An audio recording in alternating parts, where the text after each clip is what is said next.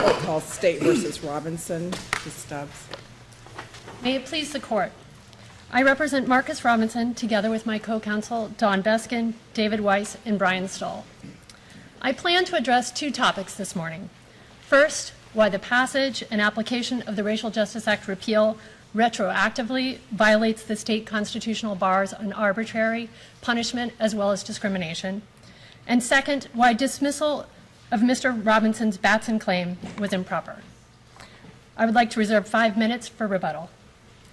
At the end of my argument, I will ask that you enforce Mr. Robinson's life without parole sentence and order a new trial under his Batson claim, or at a minimum, remand the case for new Racial Justice Act and Batson hearings.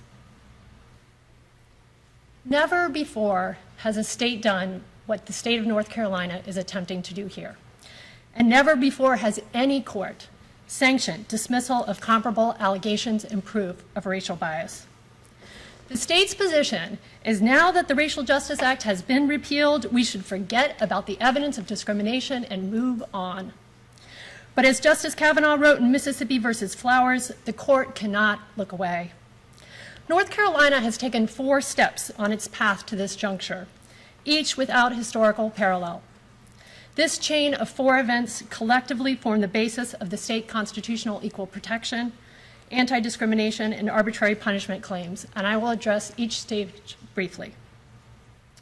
First, the North Carolina legislature passed a new law that allowed for a new form of proof and a new remedy because of its concern that racial bias was operating undetected and unproven in capital cases.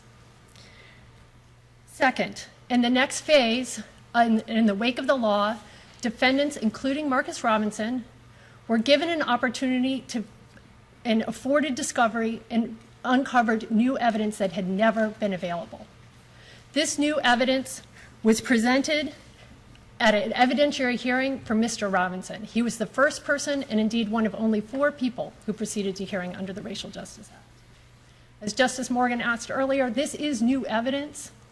This evidence had not been available ever before.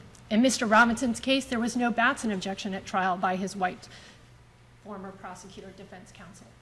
But what we saw was that the disparate strike ratio was no accident. There was a new statistical study that showed discrimination statewide and countywide, and in Mr. Robinson's case with specific import to his prosecutor had struck black jurors in every capital case that resulted in death. Not just in his case, but all of the cases that he tried from Cumberland County, with 2 exceptions. The 2 exceptions were the white supremacy cases against Burmeister and Wright. In those cases, when the prosecution was attempting to seek death against white defendants for murdering black victims, the prosecutor's script was flipped. Instead of overwhelmingly striking black jurors, the prosecution overwhelmingly struck white jurors. Indeed, they accepted almost every single black juror, including black jurors who said they were opposed to the death penalty. The prosecutor in Mr. Robinson's case at the hearing below testified for the first time about the basis for his strikes. He testified and gave explanations that not only failed to disprove the allegations of racial discrimination, but added additional evidence. He testified that he was the product of implicit biases. He testified about the discrimination in Cumberland County and in the court system. Based on all of this evidence, the lower court below found not only that Mr. Robinson had satisfied the different and lower burden imposed by the Racial Justice Act, but the court found intentional discrimination in his own case. In the 3rd chapter, the North Carolina legislature, when confronted with the results of the statistical studies that it invited and the findings of the Superior Court, that legislature turned its back on its promise of racial justice. Not only did it attempt to repeal the Racial Justice Act for future cases, but it discriminated against Mr. Robinson and the others who had proven racial bias by writing the provision in such a way that it reached retroactively to everyone who had filed a claim and to those who had indeed proven intentional discrimination in their own cases. In the 4th and final chapter, after this case had remanded Mr. Robinson's case because the state argued that it did not have enough time to rebut the statewide showing was very clear. The state never argued at the Racial Justice Act hearing below that it didn't have time to prepare for the allegations in Mr. Robinson's case, where it had the prosecutor come and testify, where there was far more evidence than there is in a traditional Batson hearing. It argued that it didn't have enough time to prepare for the statewide. It couldn't prepare for what was happening in other counties around the case, and that's why it needed a continuance, so it could put together its own statewide study. When this court remanded and agreed and said it needed more time, this was a huge endeavor, and the state should have been given more time to be able to rebut the statewide evidence. On remand, the state declined to take that opportunity. They came forward. 10 years later, almost today, we still have never seen any study from the state that rebuts the Michigan State study, these studies that find pervasive discrimination. The Superior Court took the state's invitation to not engage with this evidence, but merely to dismiss the entire case, including Mr. Robinson's standalone constitutional claims, because the Racial Justice Act had been repealed. Stubbs, that was something I was wanting to ask you about. I mean, are you contending as a separate basis for challenging the trial court's order that it didn't have the authority at the time that it did so to dismiss the standalone constitutional claims? I'm contending that it was error to dismiss the standalone constitutional claims, that there was no basis to do that. Assuming we were to agree with you with respect to that issue, what would the remedy be? Well, to turn to specifically... I understand what you want, but I mean, I'm afraid I'm a hyper-technical lawyer sometimes. Technically speaking, what would be the remedy that you would think would be appropriate? I think the remedy differs between his Batson claim, where the state did have it, where we did have an evidentiary hearing, and there is proven discrimination in the record sufficient for this court to rule and grant him relief under his Batson claim. Well, but we don't have any, given the court's prior order, we don't have any findings before us at this point. I know we've got a bunch of evidence, but we don't have findings, right? This court has, in the same sense that any Batson case that comes before the court has below it, and every court, when reviews Batson, looks at what were the proffered reasons? Do those proffered reasons hold up at step 3? This court has that full record. There was a super Batson hearing. The state's expert conceded when they testified in the original Racial Justice Act hearing held in Marcus Robinson's case that Mr. Robinson had made a prima facie case of Batson discrimination. The state had an opportunity and called all of its witnesses that it wanted to rebut that case. So it is our contention that that there's nothing more that the state court could do on his Batson claim for either side. Would there need to be a finding with respect to the pretext issue on remand, given that the prior order was vacated? I don't believe so. I think that this court can look at, just as in Flowers, where the U.S. Supreme Court looked at the finding below and looked at the evidence and made its decision about whether or not Batson was violated. This court can look at the only court that has ever substantively considered the Batson claim, the Batson evidence, and that was the Judge Weeks in the Superior Court order. We talked about the Batson claim. What about the other one? So the McCluskey claim, Mr. Robinson also has a claim under McCluskey that in charging and sentencing. That claim he's only made allegations of. There's some, of course, the discrimination and jury selection is relevant to that claim, but the record is not as. So you would concede that some further proceedings would be needed before any court could reach a determination with respect to the merits of that claim? To the merits that there was purposeful discrimination in Mr. Robinson's case as a result of charging and sentencing. Yes, Your Honor. But collectively, the chain of events where the legislature is targeting and repealing the Racial Justice Act that it knew was constitutionally required, or that it had determined was required after a finding of intentional discrimination, that process collectively violated the 8th and 14th Amendments of the Federal Constitution. But this court can and should, as it so often has held, turn first to its state constitution. And in particular, Articles 1, Sections 19, 26, and 27 each are textually broader than their federal counterparts, and this court has repeatedly held provide far greater protections. Starting with the equal protection and jury service clauses. Section 19, in addition to the analogous equal protection of the 14th Amendment, contains a specific anti-discrimination clause barring discrimination by the state on the basis of race. It has a unique provision, Section 26, that does not exist in the federal Constitution, that specifically guarantees the right of jurors to serve and not be excluded on the basis of sex or race. This court should begin its analysis of what has happened in this case with the seminal case of Cofield. In Cofield, the court acknowledged that Section 26 does more than protect individuals from unequal treatment. The people of North Carolina have declared in this provision that they will not tolerate the corruption of their juries by racism, sexism, and similar forms of irregular prejudice. They have recognized that the judicial system of a democratic society must operate even-handedly if it is to command the respect and support of those subject to its jurisdiction. There are two important takeaways from this case. First, that the state constitution is broader than the federal constitution. And second, that these protections they're there not just because we're concerned about the black jurors who are discriminated against or other jurors who are discriminated against because of their race. They're not there not just to protect criminal defendants like Marcus Robinson, a black man. They are there because of the integrity of the court system. This is a theme that this court and the U.S. Supreme Court have returned to again and again when looking at the problem of insidious race discrimination in jury selection. It undermines the entire enterprise of the court judicial system to have this kind of unchecked, systematic race discrimination. In State versus Moore, this court again returned to Cofield and made the point and cited Michigan versus Long. Said specifically, we're ruling under an adequate and independent state ground. Our state constitution is broader with respect to these provisions about discrimination in the grand jury. In Jackson versus Housing Authority, again citing Michigan versus Long, this court again returned to sections 19 and 26. In 3 years before the U.S. Supreme Court would hold Batson applies to civil cases, this court did so. And it did so under the state constitution, recognizing the broader powers under the state constitution because of the importance of these guarantees.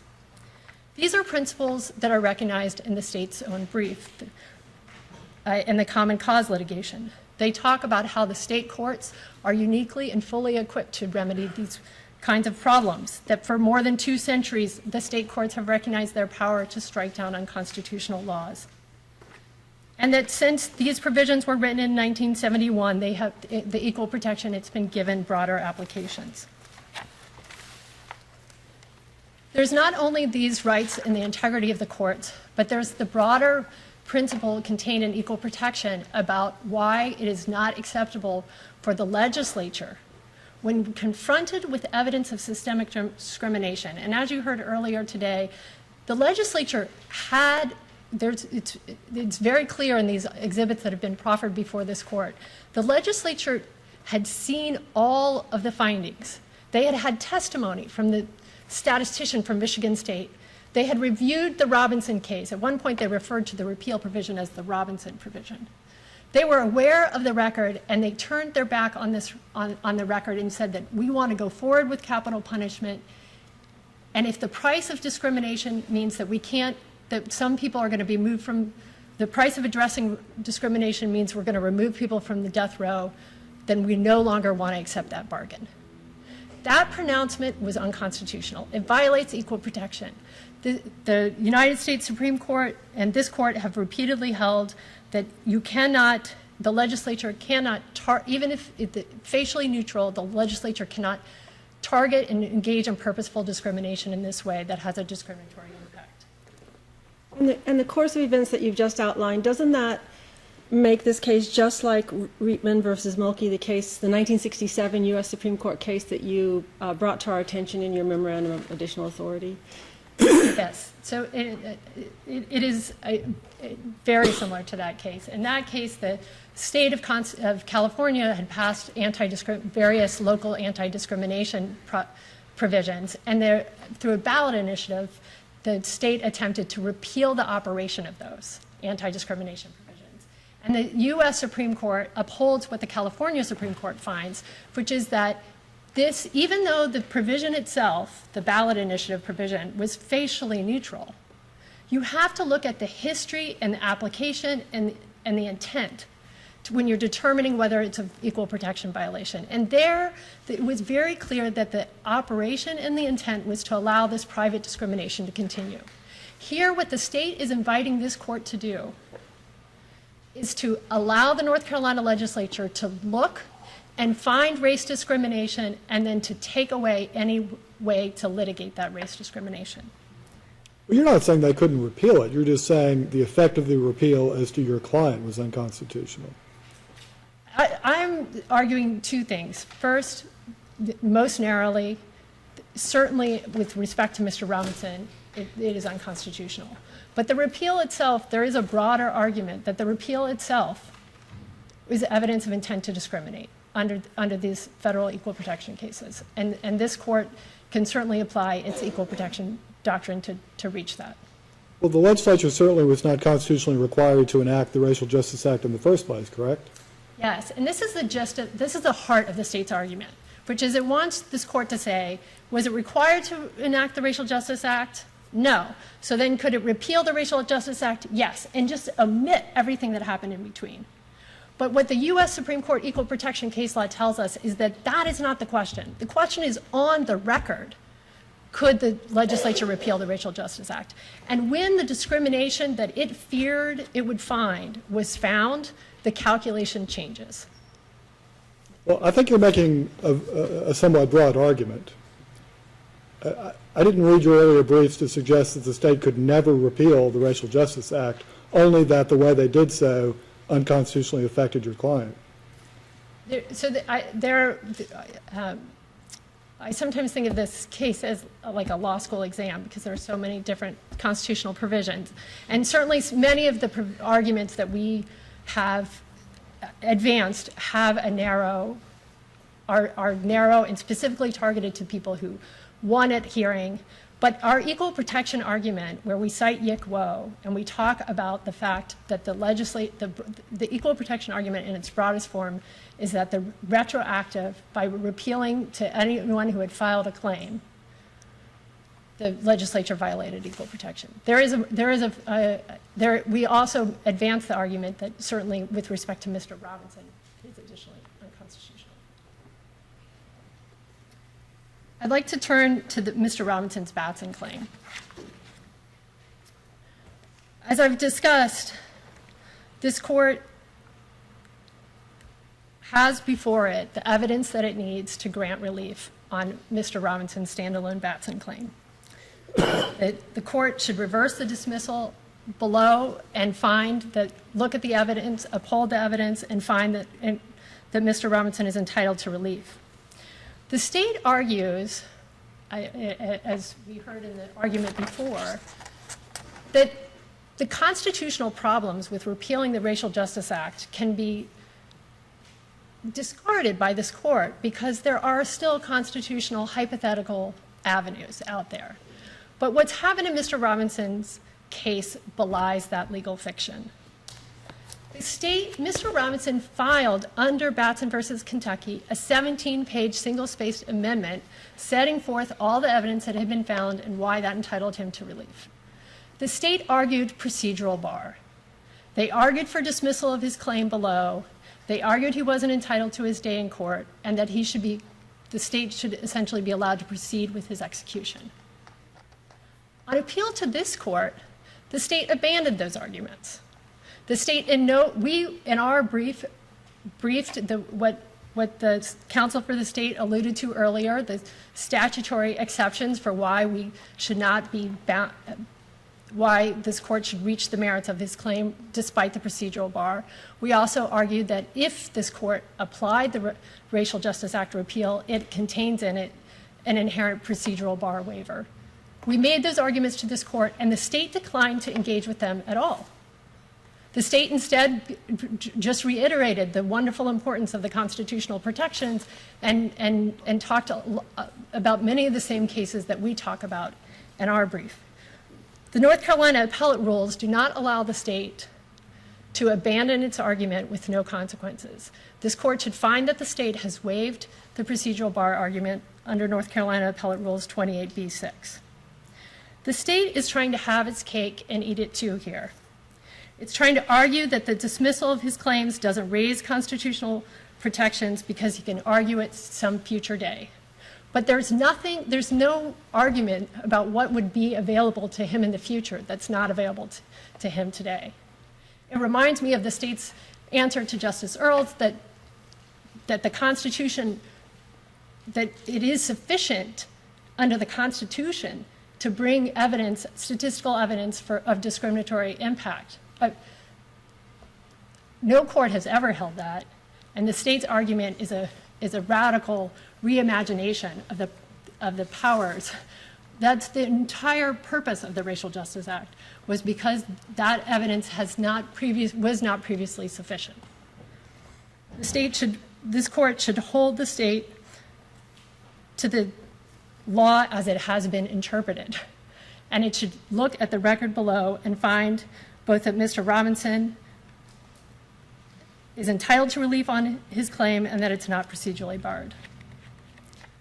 Finally, I would like to address The trial court's order that's before us now doesn't invoke a procedural bar with respect to any independent Batson claim, does it? It doesn't. The trial court's order below is a little bit of a mystery in that it just says it's dismissed. I interpreted it maybe incorrectly, and Ms. Elder will get a chance to correct me if I'm in error, which I hope she will, that she thinks I am. It seemed to me it was just that I interpreted it to mean basically that the Racial Justice Act was repealed, period. You don't have a claim anymore. It's essentially how I interpreted the order. It was pure dismissal because of the repeal. Do you interpret it any differently? I don't. I struggle to find a reading that is remotely constitutional of what the lower court did, because he said, I don't need to reach the Constitution, which no court has ever held. I mean, you can deny a Constitution, but you can't say I don't need to reach your constitutional defenses, which is what the lower court's order says. It says that he is going to address the vested rights argument and the due process argument. We had made an argument that it violates equal protection, the same argument that I've made before this court. The court does not engage in that argument, doesn't address it at all. It doesn't address our bill of attainder arguments. It doesn't address our standalone Batson claims, except that the court says all of his claims are dismissed. And the state, in its brief before this court, has agreed that Mr. Robinson's standalone McCluskey and Batson claims were dismissed. And that goes to this waiver argument of the state trying to have its cake and eat it too. It's trying to say these claims were appropriately dismissed, but you don't have to look at the claims, you don't have to look at the procedural bar, you don't have to look at the merits of them.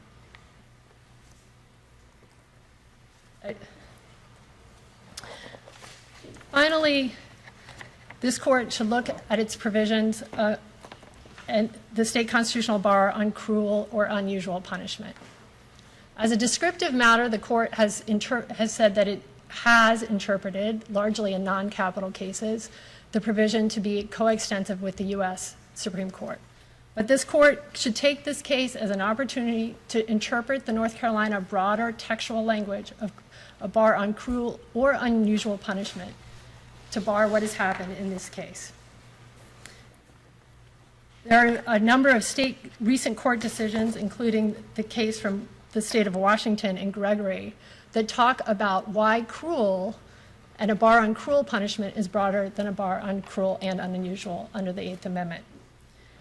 Massachusetts, similar, both in Gregory and in Santiago, the Connecticut case, and in Massachusetts, the Suffolk District County case, all of those cases, the state Supreme Courts are interpreting their unique state constitutional provisions and finding the death penalty unconstitutional under the systemic bias. This court should find that the Racial Justice Act repeal violates the guarantees to be free of cruel or unusual punishment. If there are no further questions, I'll reserve the balance of my time for rebuttal.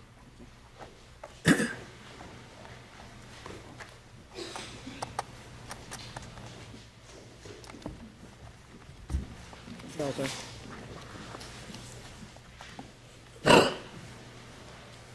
Please the court. The defendant and his accomplice murdered 17-year-old Eric Tornblum in 1991. He was convicted and sentenced to death. This court affirmed that conviction on sentence in direct review. There were no claims of racial discrimination raised at that time. Although he initially raised an RJA claim and was granted relief, this court vacated that order. Defendant has since that time filed a freestanding claim raising Batson and McCleskey, which has not been ruled on by the lower court. To the extent that I have confused the court or opposing counsel with that representation, I do apologize. What the state had contended was that the reference to a constitutional claim that was raised in the original RJA motion that was lodged by the defendant was dismissed with the RJA claims that were dismissed. The reason being on the grounds of the repeal of the statute. That's correct, Your Honor, and that was the remedy that was being sought. Defendant has provided for you in the supplemental appendix the defendant's new Batson claim, McCleskey and Batson challenges, and that has not been ruled on before the Superior Court. Was there any sort of freestanding constitutional claim asserted in the original RJA motion that was dismissed by the trial court order? Our contention has been that there was not. There was a mere reference to the Constitution without sufficient pleading, and it was raised in the context of the RJA and asked for the remedy that was provided pursuant to the RJA, which was life without parole versus vacating the conviction. His supplemental appendix that he provides to you is that freestanding Batson claim, which asks for revocation of his conviction. Contrary to defendant's assertions, the application of the repeal does not impinge upon the defendant's state or federal constitutional rights. He has had and continues to have many opportunities to raise these same constitutional claims of racial discrimination, and his equal protection and rights to be free from cruel and unusual punishment has not been violated by the application of that repeal. The uniform application of the repeal to the defendant's cases and all others similarly situated does not violate the constitutional protections of equal protection. The presumption is that the repeal is constitutional. It applied to all capital defendants and not only to a select group. This court has generally applied the same test for resolving equal protection challenges arising from the North Carolina Constitution as used by the federal courts in interpreting similar provisions under the U.S. Constitution. Is it the state's position then that the repeal of the RJA did not take away any constitutional rights under either the state constitution or the federal constitution? That's correct, Your Honor.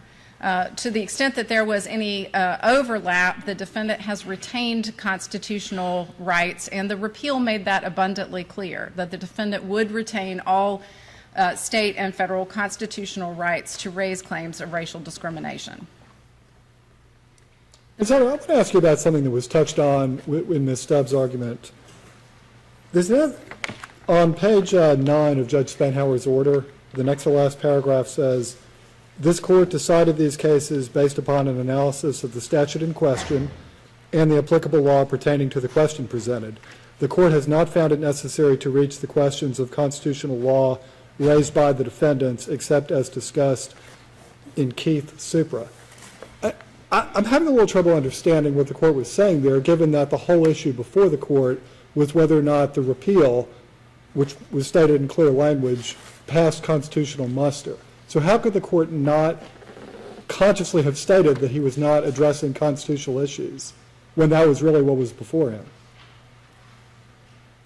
I believe that the lower court was looking at whether or not from the statute itself the statute applied. The fact that the defendants have lodged constitutional objections obviously was not contemplated in the order, but I think that those are validly before this court.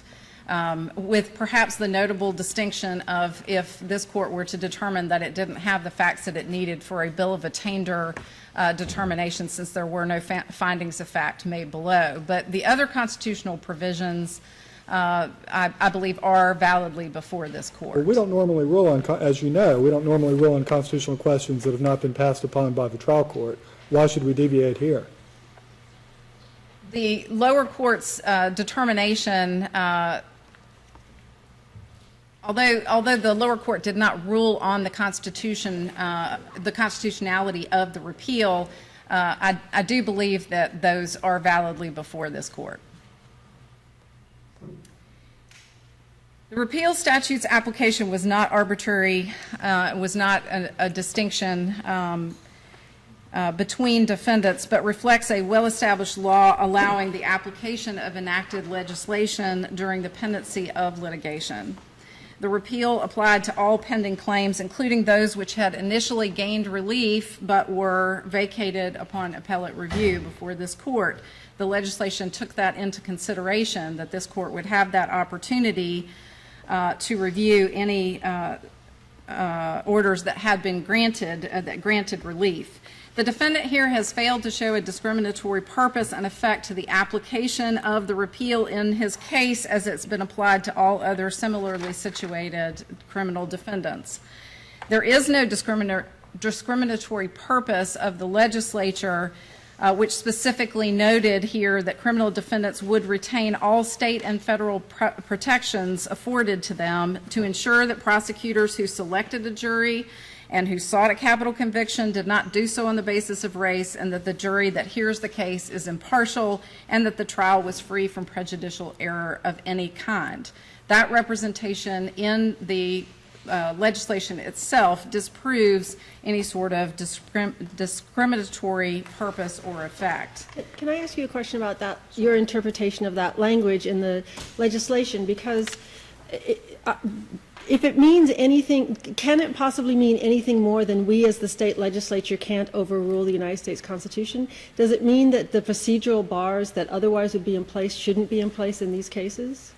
The legislature did not change any procedural bar in post-conviction related to any claims that were raised pursuant to constitutional objections, so or constitutional protections, I should say. So there hasn't been a change in the state's procedural bar statute, but nonetheless, the defendants can rely upon that procedural bar language to overcome a procedural bar. But does that language, I'm trying to understand if it's our responsibility to give effect to the language of the legislation, what does that language mean other than we acknowledge there is a state and federal constitution?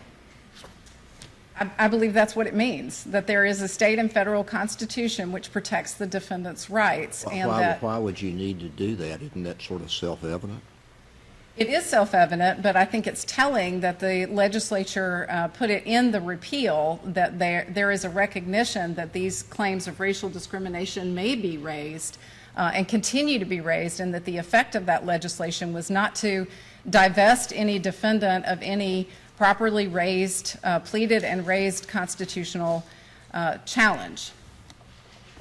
The Robinson case is so pervasive in terms of these two lengthy orders that the trial judge authored that have been cited in some of the related cases.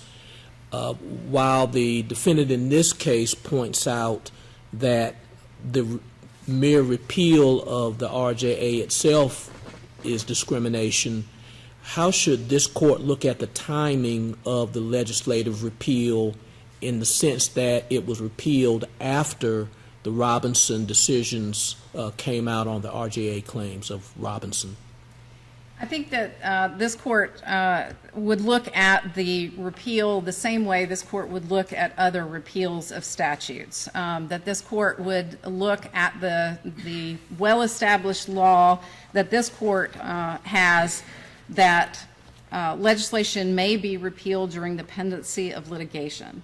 And so what the defendants are alleging is that somehow that they are not captured within that same law, but the law is clear that this court has stated so on numerous occasions, that the legislature may repeal a law while litigation is pending. And so as a consequence to that, I think that's what the court would be looking at. It is a challenge to do that in light of the fact that the court will be operating in effect in a vacuum, especially considering that the defendants out of Cumberland County tend to seem to have a fairly uniform position that the timing of the legislative repeal tends to show some of the discrimination allegations that are raised jointly and individually by them, such that it's difficult to separate each of them in light of the state's position that these are race-neutral repeal situations. Yes, Your Honor, and I appreciate the question about that. The RJA, as I have stated before, and its repeal were race neutral and applied across the board to all who had raised Racial Justice Act motions.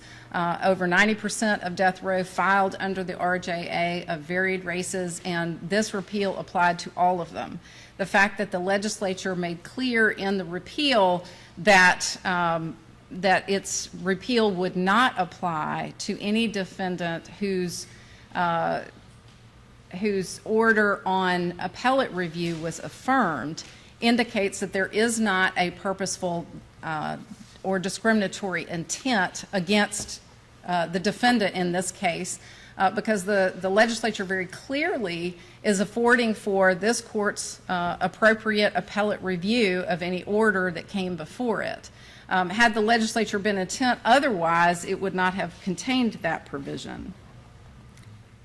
Well, didn't we already know at that time of the repeal that there was no case in that category? No, Your Honor, you did not. When it was repealed in 2013, and these cases, the 4 cases out of Cumberland County were pending before you at that time. But had not been already affirmed on appeal. That's correct. So had they been, the repeal would not have applied. That was the only exception to the repeal. So by doing so, the legislature made clear and recognized this court's role in reviewing lower court orders. Despite the defendant's contention, there is no difference, or has not yet been stated by this court, any difference in the application of the United States Constitution and the state constitutions for purposes of protections against cruel and or unusual punishments. This court interprets those provisions the same. In enacting the RJA, the legislature provided an avenue for the defendant and similarly situated capitally convicted defendants to raise claims of racial discrimination, but this opportunity was not limited only to the RJA. Because he has had opportunities to raise claims of racial discrimination, which have existed before his trial, during his trial, on direct appeal, and in post-conviction even today, the repeal of the RJA did nothing to weaken or impair the already existing constitutional protections. The RJA, simply put, was not necessary for the purpose of safeguarding those constitutional protections. Those are well secured. This court has said so a number of times. Even though North Carolina provides that opportunity to raise and address racial discrimination in a capital case, there is no constitutional requirement that North Carolina adopt or even apply the RJA as a mechanism to do so. I cite to you Bacon versus Lee, which is this court's analysis, which rejected the Eighth Amendment challenge to executive clemency, that the Constitution does not require the state to adopt. Similarly, in Herrera versus Collins, United States Supreme Court case, the court noted that executive clemency is a fail-safe in the criminal justice system, which, like human beings who administer it, is fallible, yet states are not constitutionally required to enact executive clemency procedures. So while those are good procedures to have, they're not constitutionally required. Similarly, this court conducts a proportionality review of all direct appeals that come before it. Again, you're not constitutionally required to enact or to do that, but you do that in direct appeals, in direct appeal cases. The defendant has had and continues to have these opportunities to raise claims of racial discrimination, and the fact that the legislature has removed one state statutory mechanism to do so does not erode his constitutionally protected opportunities to assert claims of racial discrimination. That the legislature may not legislate away. The repeal of the RJA has also not invalidated North Carolina's death penalty sentencing structure. North Carolina's capital sentencing framework comports with the United States Supreme Court's Eighth Amendment jurisprudence, and the selection of those who are eligible for the death penalty is made on a rational, non-arbitrary basis as recommended by the jury, whose discretion has been suitably directed and limited by the legislatively defined statutory aggravating circumstances under 15A 2000. This court reviews all direct appeal cases in capital cases, and this court looks at not only the proportionality but whether evidence is sufficient to support the jury's findings in that regard.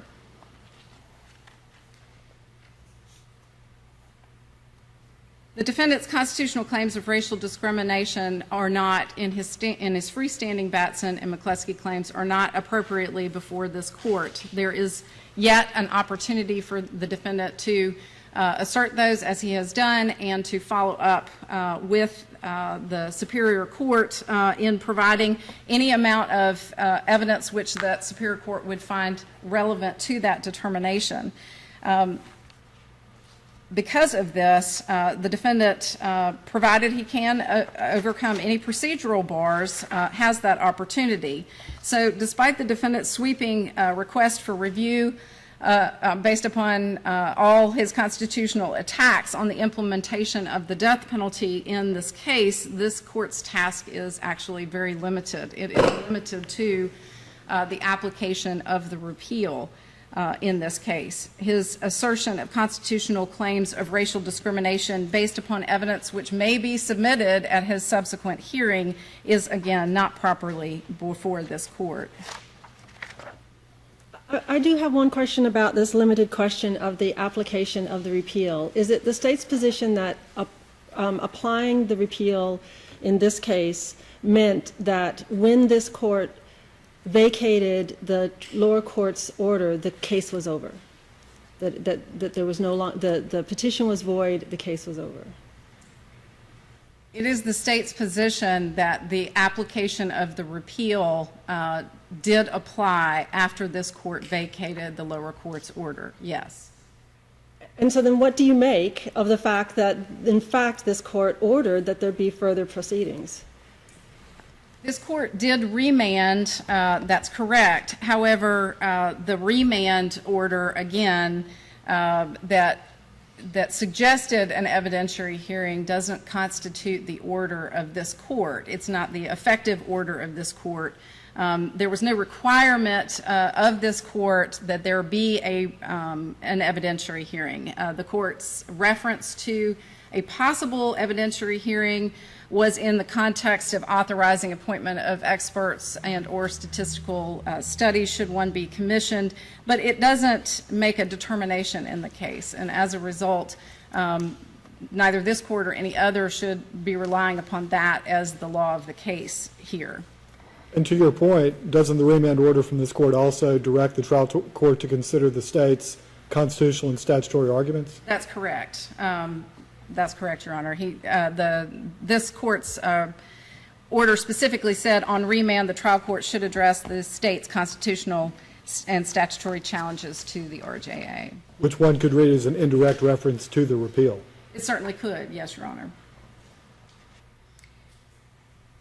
Distinct from Reitman versus Mulkey, which the defendant cited in his memorandum of additional authority, here the repeal of the RJA does not authorize or intend to authorize racial discrimination. The legislature made that clear in its repeal language, which noted all the continuing constitutional protections that the defendant has. And in that way, it makes this distinct. If If there are no further questions from the court, we'd ask that you affirm the lower. Yes, Just ma'am. wondering, and I know I asked Mr. Hill this in the Walters case, but I'd like to ask it a little bit differently to you. I mean, I certainly appreciate the context of why we're here, the procedural posture of why we're here, but we saw evidence presented in the hearing before the first trial court around racial discrimination in jury selection in these cases. As the Supreme Court members are leaders in the judicial branch, should we at all be concerned about that evidence?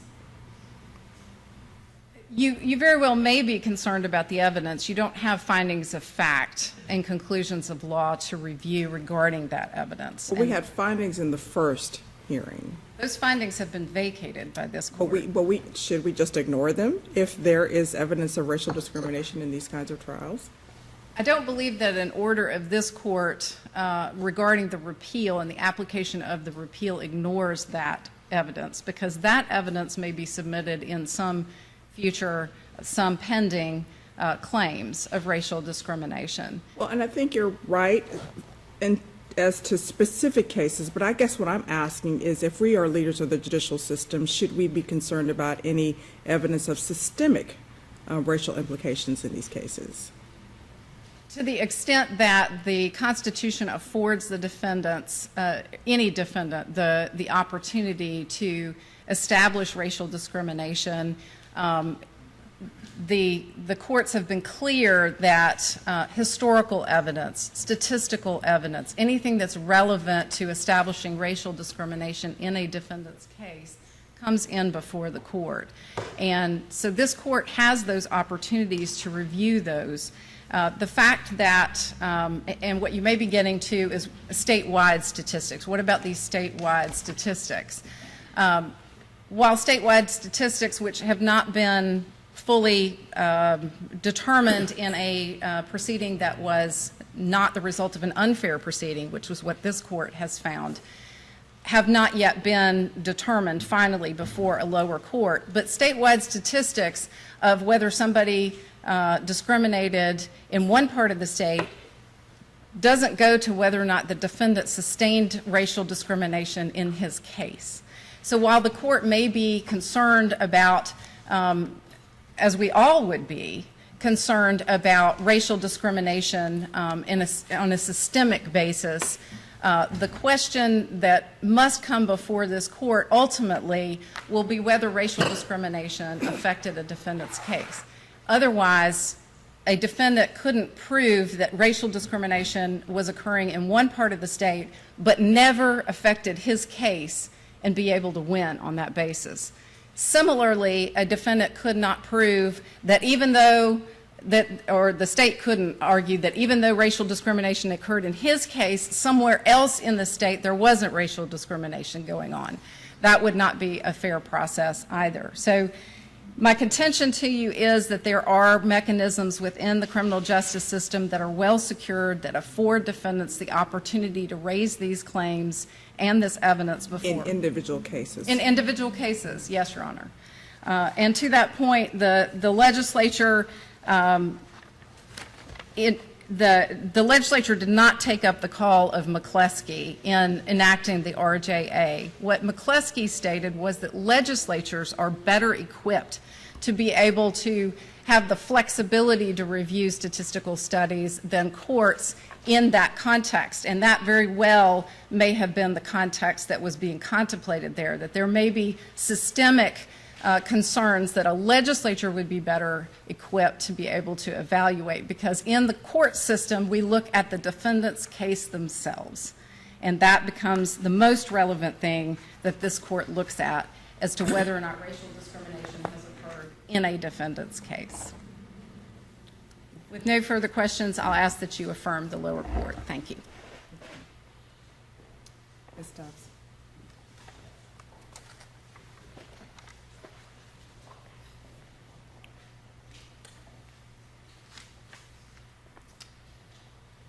Turning first to the issue of Mr. Robinson's standalone Batson claim. The lower court, specifically originally in the original lower court, the order from Judge Weeks, reserved in its final order, and this is at Appendix 698, it reserved ruling on his constitutional claims. His constitutional claims were raised in his original motion for appropriate relief under the Racial Justice Act, and in the record before Judge Spainhour was the 17-page detailed amendment. The state never responded to those allegations below in front of Judge Spainhour, just as the state in its brief to this court has never engaged with the substantive evidence of discrimination in Mr. Robinson's case, in his county, or in the state. Ms. Stubbs, I want to ask you about something that came up in Ms. Elder's argument. So I'm looking at Section 5D of the repeal statute. This section does not apply to a court order resentencing a petitioner to life imprisonment without parole prior to the effective date of this act if the order is affirmed upon appellate review and becomes a final order issued by a court of competent jurisdiction. So as we just discussed a few minutes ago, when Mr. Robinson's appeal came to this court could have affirmed Judge Weeks' ruling, correct? That's correct, Your Honor. So doesn't that diminish your bill of attainder, equal protection arguments? No, Your Honor. That's the fact that the legislature recognized that there would be a gross separation of powers, such a gross and obvious separation of powers problem, that it wouldn't write that if we want Mr. Robinson back on death row no matter what you, North Carolina Supreme Court, who's sitting right now, decide. The fact that they didn't say that does not exempt them from the Bill of Attainder problems, does not exempt them from the other constitutional problems that arise from the fact that they wrote a provision that targeted specifically Mr. Robinson and the other three. Well, but couldn't one take the position that it operated retroactively as to everybody but these four, including Mr. Robinson, in that they had their foot in the door, so to speak, in an appeal on this court on the merits of Judge Weeks' order? So they're actually in a better position than everybody else on death row in terms of retroactive application, right? They're in a better position as I think the legislature rightly recognized under separation of powers, but the legislature then went on and wrote a provision that targeted them so that if they lost in this court and were sent back, which is what we saw happen for new hearings, instead of having a hearing, the state's position has been very consistent since day one. Try to avoid a hearing on these Racial Justice Act claims on the merits. Well, I understand what you're saying, but Bill of Attainder is a very specific type of claim, and to say that these four were targeted, this provision seems to fly in the face of that. Well, just briefly, if the opinion from Neely versus Walker, where that federal court in Alabama and the Court of Appeals looks at that's a provision that talks about commutations. And the fact that the legislature tries to go back and narrow the scope of the governor's commutation. And when they look at what is targeting, it's not that you have to take everyone's right away or make them guilty of a criminal. Bill of Attainder are much broader. It goes into a much broader range of issues than just. And here, the issue is that they're trying to take away their ability to prove their entitlement to life without parole under the Racial Justice Act.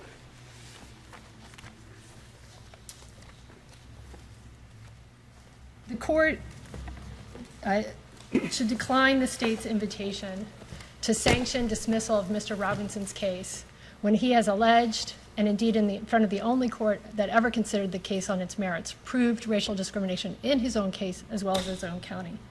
As this court taught in Cofield, exclusion of a racial group from jury service entangles the courts in a web of prejudice and stigmatization. The North Carolina Constitution requires judicial review and remedy of the racial bias infecting Mr. Robinson's case. The court should decline the state's invitation to accept and perpetuate the undisturbed operation of racial bias in this case. The court cannot look away from the evidence. If not now, then when will be the day that Marcus Robinson has heard and addressed his claims of racial discrimination? We ask that you overrule the lower court, that you affirm Mr. Robinson's life without parole sentence, and that you order him a new trial pursuant to Batson versus Kentucky. Thank you, Ms. Stubbs. Ms. Elder. Madam Clerk, would you recess this for 30 minutes?